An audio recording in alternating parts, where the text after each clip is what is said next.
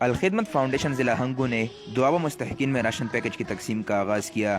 اس موقع پر assistant commissioner ٹرل مجاہد علی نے Al-Khidmat foundation Hangu کے دوابہ میں قائم کردہ الخدمت فوڈ بینک اور راشن ڈسٹریبیوشن سینٹر کا دورہ کیا، جہاں آج دوابہ اور مضافات نے 150 مستحق گھرانوں میں گھر گھر راشن تقسیم کیا۔